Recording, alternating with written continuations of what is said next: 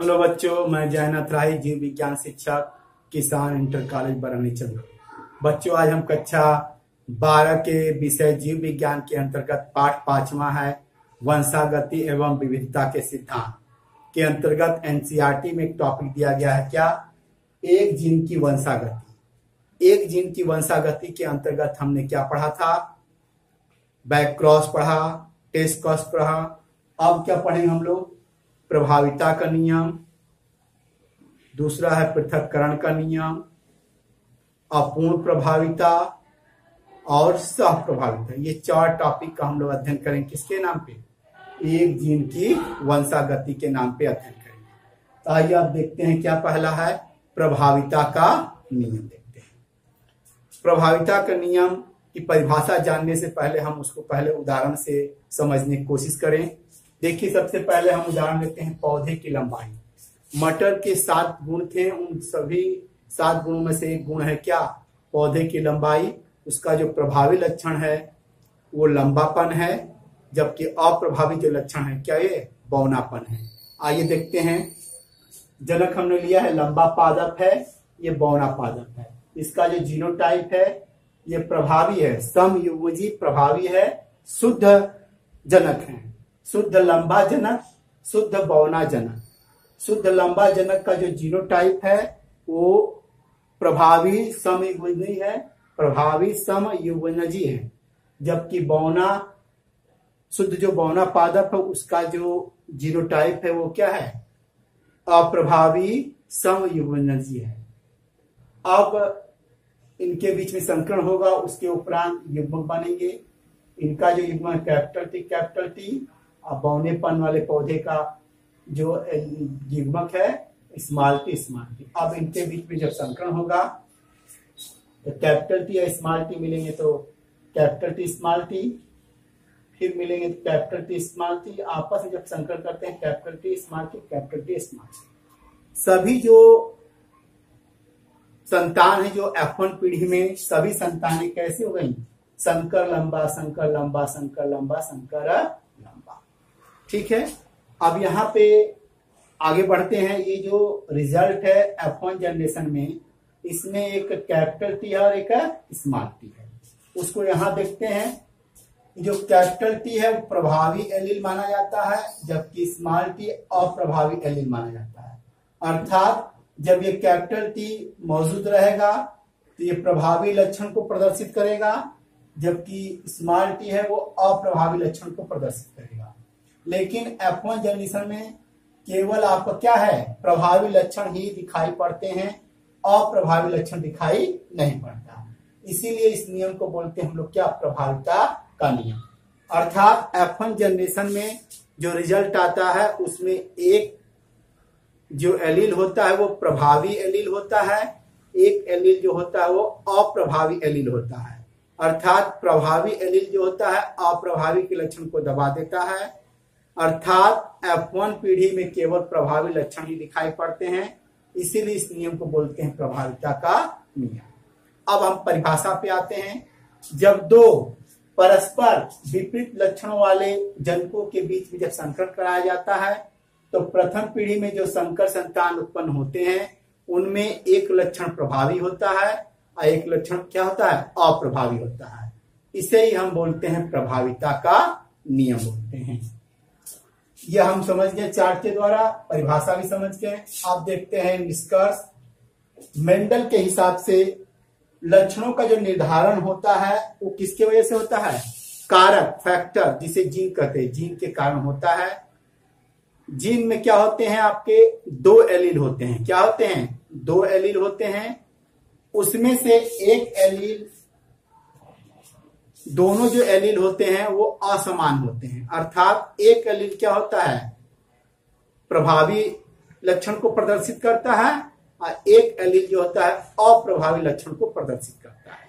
ये 3 चीज हो गई जो प्रभावी लक्षण को दर्शाता है, इसीलिए इसको बोलते हैं प्रभाविता का नियम।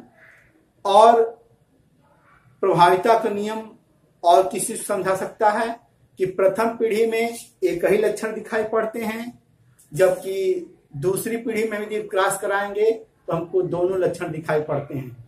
इन 2 बातों को कैसे हम लोग सिद्ध कर सकते हैं। किस आधार पे? प्रभाविता के नियम के आधार पर हम इसको बता सकते। बच्चों अब हम देखेंगे एक जीन की वंशागति के अंतर्गत मेंडल का दूसरा नियम, पृथक्करण का नियम, जिसे हम बोलते हैं क्या? Law of segregation. इस नियम को हम बोलते हैं युग्मक की शुद्धता का नियम, law of purity of gametes. अब इसकी सबसे पहले हम परिभाषा देखने की कोशिश करते हैं। जब दो विपरीत लक्षणों वाले जनकों के बीच जब संकरण कराया जाता है तो प्रथम पीढ़ी में संकर संतान उत्पन्न होती है। अब इन संकर संतानों के बीच में स्वपरागण कराया जाता है, स्वनिषेचन कराया जाता है। तो द्वितीय पीढ़ी में एक निश्चित अनुपात में जनकों के लक्षणों का क्या होता है? पृथक्करण होता है। इसीलिए इसे पृथक्करण का नियम कहते। इस दौरान जो एलील F1 जनरेशन में प्रथम पीढ़ी में मौजूद थे वो आपस में घुल मिल नहीं पाते और द्वितीय पीढ़ी में आने के उपरांत अपने लक्षणों को क्या करते हैं? प्रदर्शित करने लगते हैं। अर्थात ये जो एलील हैं युग्मक बनने के दौरान इनका अलग अलग पृथक्करण होता है, लेकिन जब निषेचन हो जाता है तो जायगोट बनने के दौरान जो एलील अलग हुए थे आपस में आके क्या होते हैं? मिलकर के अपने अस्तित्व को बनाए रखते हैं। यहाँ पे जो युग्मक है या जो एलील है युग्मक के रूप में अलग हुए हैं वे अपनी शुद्धता को नहीं खोते हैं, अपने कैरेक्टर को बरकरार रखते हैं और प्रथम पीढ़ी में नहीं दिखाई होने के बाद भी द्वितीय पीढ़ी में वो क्या होते हैं? अपने लक्षणों को प्रदर्शित करते हैं। इसीलिए इस नियम को भी क्या बोलते हैं? युग्मक की शुद्धता का नियम भी कहते। आइए समझते हैं एग्जाम्पल के आधार पे। हम यहाँ एग्जाम्पल ये पौधे की ऊंचाई, मटर के पौधे की ऊंचाई लिए हैं। इसका जो प्रभावी लक्षण है शुद्ध जनक का लंबापन है और अप्रभावी जो शुद्ध जनक का लक्षण है वो क्या है? बौना। यहाँ पे जनक जो लिए हम लोग क्या? शुद्ध लंबा जनक और ये शुद्ध बौना जनक। इसका जो जीनोटाइप है शुद्ध लंबा जो होता है समयुग्मजी प्रभावी होता है, जबकि शुद्ध बौना जो जनक है वो समयुग्मजी अप्रभावी होता है। प्रभावी में दोनों कैपिटल, अप्रभावी में दोनों स्मॉल। अब इनका आपस में जब संकरण होता है तो प्रथम पीढ़ी में जितने भी संतान उत्पन्न होते हैं सब में कैपिटल टी स्मॉल टी अर्थात विषम युग्मजी उत्पन्न होते हैं। ये लंबा है, ये बौना है। जब आपस में क्रॉस करते हैं तो हमको संतान के रूप में जो सभी संतान है वो संकर लंबा प्राप्त होते हैं, जिसके अंदर जो एलील की व्यवस्था है कैपिटल टी और स्मॉल टी है। अब इनके बीच में क्या करते हैं हम लोग? द्वितीय पीढ़ी में ले जाने के लिए हम लोग क्या करते हैं? स्वपरागण कराते हैं।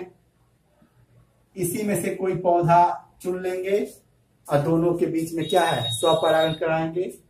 स्वपरागण कराने के उपरांत द्वितीय पीढ़ी में क्या होता है? देखिए इसको हम लोग चेकरबोर्ड के द्वारा समझने की कोशिश करते हैं।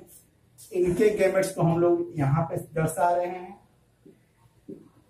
और इनके गैमेट्स को हम लोग यहाँ पे दर्शा रहे हैं।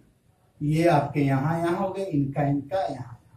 आपस में आप देखिए संकरण होता है तो कैपिटल टी इनका होगा तो कैपिटल टी स्मॉल टी, इनका आपस में संकरण होगा तो ये कैपिटल टी ये स्मॉल टी, इनका होगा तो ये स्मॉल टी। अब F2 जनरेशन में लक्षणों का क्या हुआ? पृथक्करण हुआ है। जो लक्षण F1 पीढ़ी में नहीं दिखाई पड़ रहे थे वो द्वितीय पीढ़ी में दिखाई पड़ेंगे, इसीलिए इसे पृथक्करण का नियम कहते हैं। कैसे दिखाई पड़ेंगे? देखिए ये जो कैपिटल टी उसे हम बोलते हैं क्या? लंबा पौधा। ये कैपिटल टी स्मॉल टी यह भी क्या है? लंबा है, संकर लंबा है। और ये कैपिटल टी स्मॉल टी ये भी क्या है? संकर लंबा है। जबकि स्मॉल टी क्या है? ये बौना। अर्थात हम कह सकते हैं कि यहाँ पे जो जनक जो लक्षण दिखाई नहीं पड़ रहा था, यहाँ पे बौनापन लक्षण दिखाई नहीं पड़ रहा था, लेकिन द्वितीय पीढ़ी में आने के बाद वो बौनापन लक्षण दिखाई पड़ा, क्योंकि ये जो युग्मक था जो अपना प्रभाव यहाँ नहीं दिखा पा रहा था प्रथम पीढ़ी में, वह द्वितीय पीढ़ी में अपने लक्षणों को प्रदर्शित कर रहा है। यहाँ पे नहीं कर रहा था लेकिन यहाँ पे कर रहा है, इसीलिए इसे कहते हैं शुद्धता का नियम। इसकी शुद्धता बनी रही है, आपस में सम्मिश्रण नहीं हुए हैं, लेकिन द्वितीय पीढ़ी में ये पृथक होकर के अपने कैरेक्टर को प्रदर्शित कर रहे हैं। अब आते हैं इस एग्जाम्पल का समलक्षणी अनुपात, वह लक्षणीय अनुपात जो हमको आंखों से दिखाई पड़ता है। यहाँ 4 भी संतान उत्पन्न है, 4 में से 3 क्या है, लंबे हैं, 1 क्या है, बौना है। तो यहाँ पे जो लक्षणीय अनुपात आएगा वो 3 संबंधे 1 आएगा। ठीक है, मतलब 3 का मतलब है लंबा पौधे और 1 का मतलब है बौना पौधा। ये हो गया समलक्षणी अनुपात। अब समजीनी अनुपात कितना आएगा, यहाँ पे समजीनी अनुपात 1 संबंधे 2 संबंधे 1 आएगा। क्या आएगा, 1 संबंधे 2 संबंधे 1, अर्थात 1 बराबर कैपिटल टी जो यहाँ है, 2 जो है आपके कैपिटल टी और स्मॉल टी, ये देखिए capital T small T, capital T और स्मॉल टी, 1 जो है स्मॉल टी स्मॉल टी। अर्थात मेंडल के दूसरे नियम पृथक्करण के नियम के उपरांत द्वितीय पीढ़ी में समलक्षणी जो अनुपात आता है 3 संबंधे 1 आता है, जबकि समजीनी अनुपात जो आता है 1 संबंधे 2 संबंधे 1 आता है। यहाँ पे आपको परिभाषा समझ में आ गई। अर्थात जब ये युग्मक बनते हैं तो पृथक्करण हो जाते हैं, जब जायगोट बनते तो आपस में आकर ये चिपक जाते हैं, जिससे युग्मक की शुद्धता बनी रहती है। इस तरह हमने क्या देखा, पहला जो मेंडल का नियम था प्रभाविता का नियम, दूसरा है पृथक्करण का नियम। धन्यवाद, नमस्कार।